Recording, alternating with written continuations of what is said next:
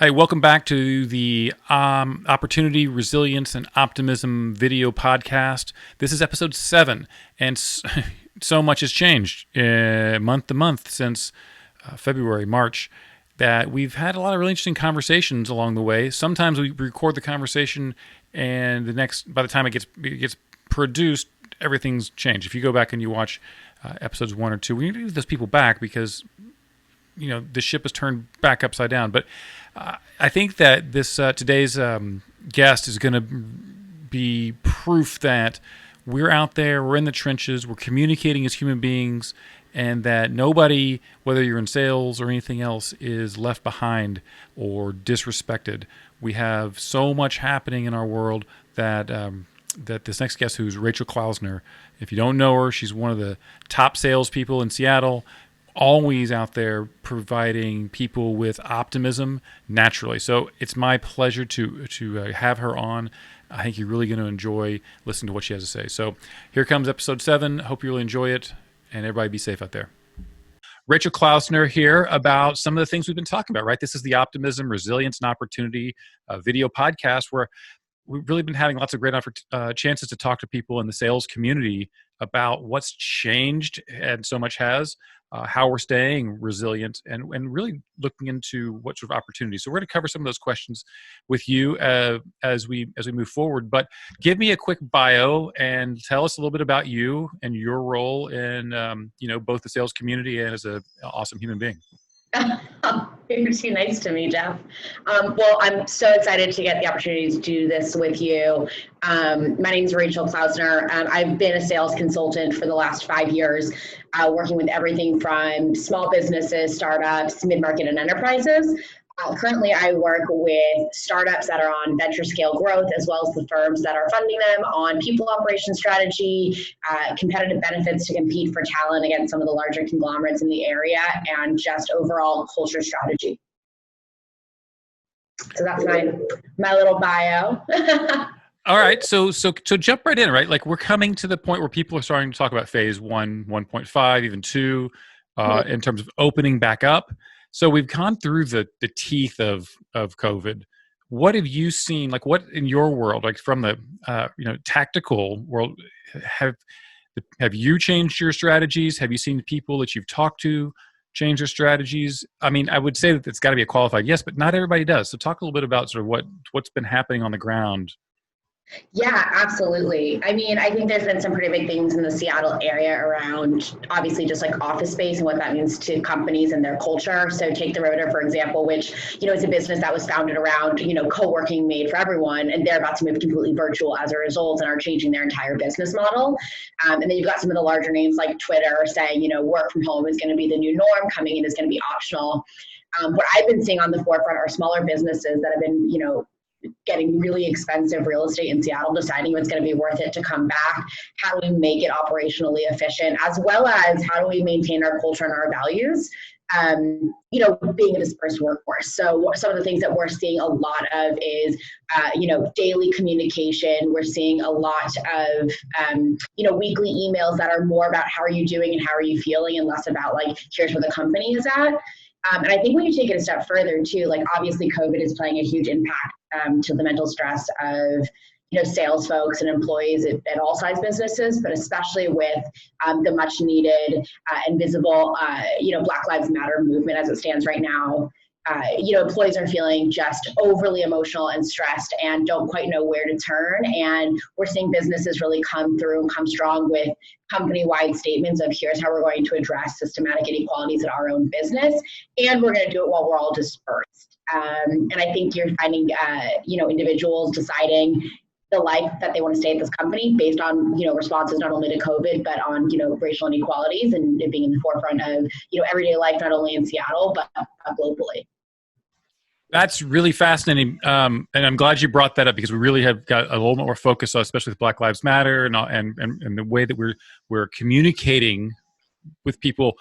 But what I'm hearing you saying is that COVID turned the lens around a little bit. Is that fair? And they're saying, we're not going to give you stuff about the company. We're going to talk about how to make sure that you guys are mentally sane, and that almost set the stage for us to be able to have a better conversation around equality and bias and things like that. Is that am I on track with what you're saying? Yeah, I think so. I think that like what I've seen from my own personal experience, as well as like the clients and prospective clients that I've been working with, is the conversations that we're able to have in, interactions like one-on-ones and also company-wide, coming from CEO down, is less about, how can we, help the company grow stronger from a perspective of how do we generate revenue, but actually how do we make this company grow stronger through our values and through our engagement with our team, and how do we really show our employees that they're more to us than a number. We haven't had to do that as a culture in a very long time in the United States, and I think COVID and Black Lives Matter have really changed the conversation. We're able to talk more openly. The fluid movement between your home life and your work life is there's no black and white anymore. It's completely integrated, and so we have to be okay having those conversations. Managers to their subordinates, senior leadership to the entire company. And we're really seeing that in company messaging that's being done both, through Zoom meetings, of course, but also just like email correspondence, and even heavier reliance on things like Microsoft Teams and Slack and company-wide communications, where we're not just talking about company success, we're talking about mental stability, endurance, and grit, and how you can be a better version of yourself professionally and personally as a part of being a member of this company. Wow, it almost sounds like you've found a silver lining in all of this.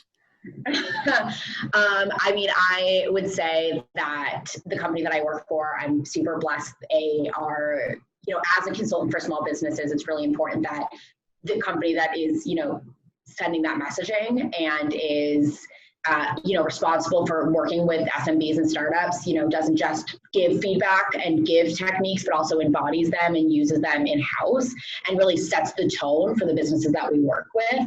And so I'm super blessed to work for the company that I work for, where we're in a position to, have formal conversations that, layoffs aren't going to be a thing. How do we strategize together to make sure that our sales folks specifically, who are very numbers oriented, whose pay is probably getting hit the hardest, when you separate from general layoffs and you think about sales folks who make the majority of their money closing business, and closing business right now is really, difficult, to have senior leadership say, okay, what are other KPIs, or what are other ways that we can help you measure your success, to keep making sure those wins are coming in, because wins aren't always dollars, especially right now. And so from company down, if we can find wins in other ways, who are people that you're meeting virtually? What are other ways that you've helped businesses you work with? How many meetings have you set where maybe you talk about raising venture instead of, coming onto our platform? Those are the kind of things that our company is, trying to focus on and redefine what winning means. And I think that's what salespeople really need to be doing right now if they're going to, survive in whatever this post-COVID world looks like, is redefining the win, and setting proper expectations, not only for yourself, but for, realistic business. Wow. So I'm going to play the role that I don't normally play here, pouring cold water on an idea, which is, I hear what you're saying, and support for the people who are definitely, obviously we're in sales. We are people who are out there on the front lines driving business. And I hear you saying like it's more difficult now, and therefore that we need a little more support, both probably financially and in, let's call it, emotionally, which is fine.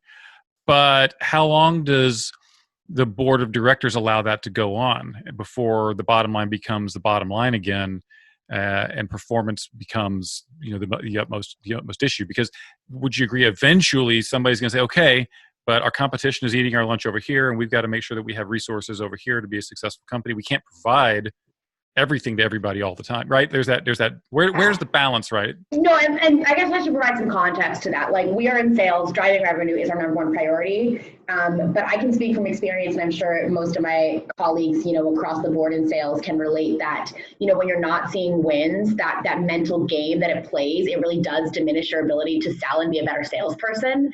And so by redefining your wins and finding other successes, in your day-to-day experiences, I think keeps your spirits high enough that it gives you the ability to continue to push, continue to sell, show that grit that yes, there is another side to this. It's not just, what was the sale that I made today that defines my success as a contributor to this company and to a contributor to my own, well-being and lifestyle. That's more what I mean. And I think it's a company's job to make sure that if their sales folks are feeling completely discouraged, no matter how hard they push and try, then everyone loses. And so this idea of redefining what it means to win so that we can keep our head above water, keep our sanity, enjoy the work that we're doing and still feel passionate about what we're selling, I think that is really where you will find the most return on your revenue.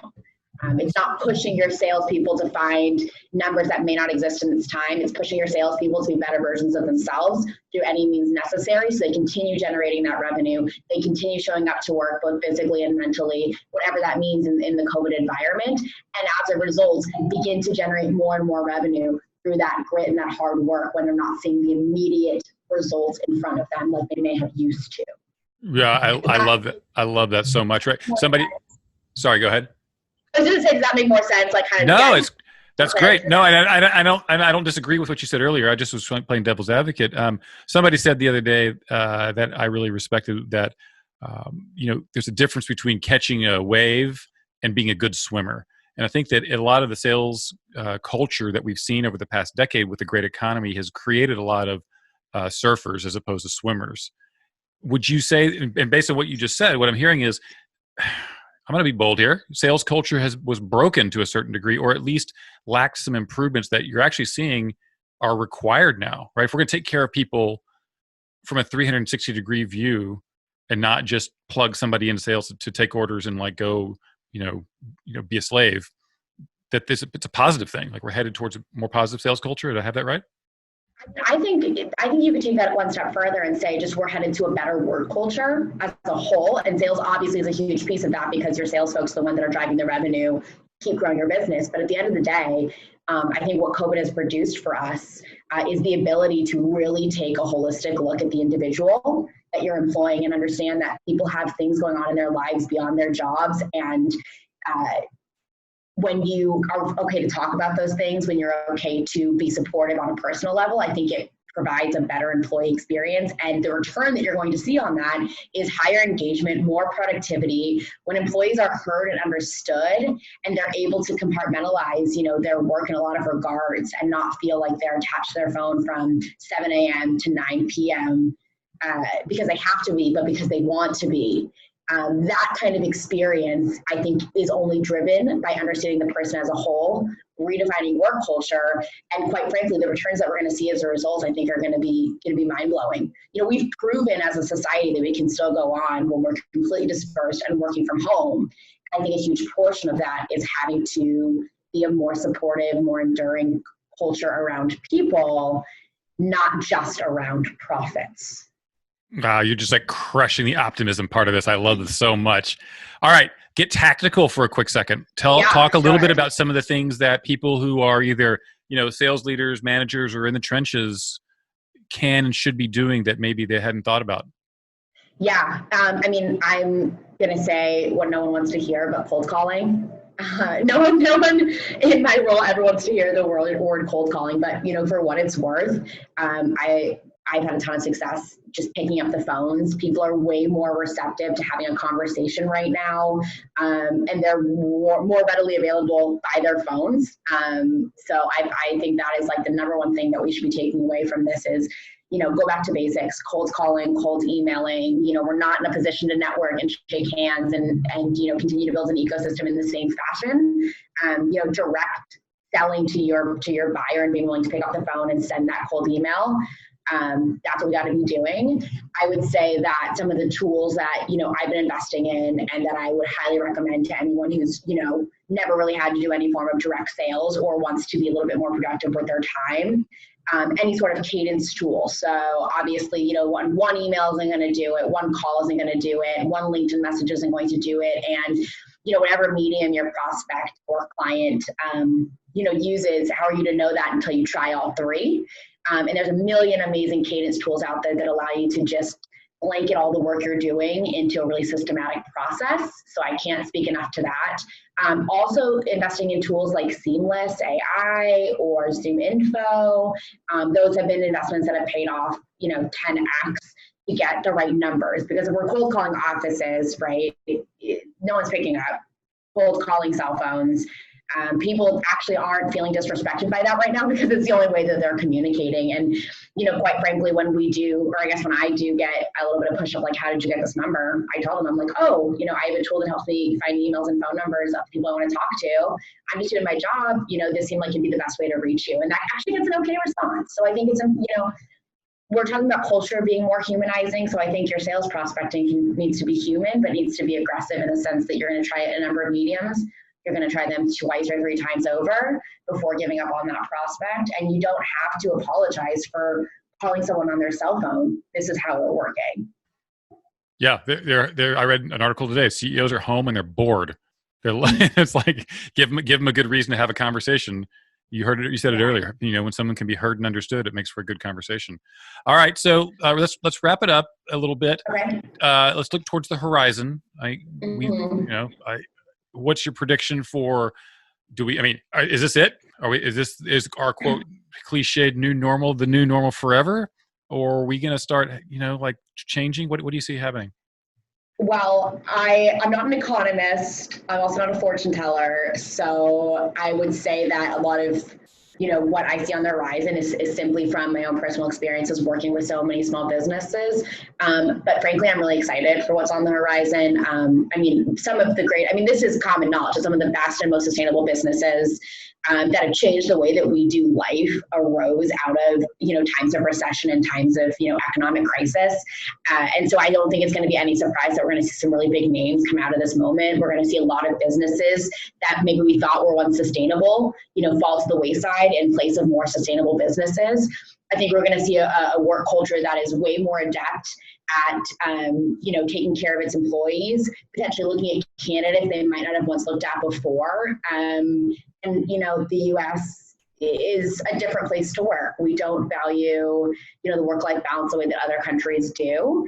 And we're still seeing less productivity. So I'm really excited at the potential for, us as a nation to start valuing employees as people first, to value work culture as, work-life balance and turn that into a more productive, happier, richer society. I know you've been giving me joking grief about being an optimist and all of this, but that's really all I got going for me right now is my optimism and the idea that through really hard times comes something better.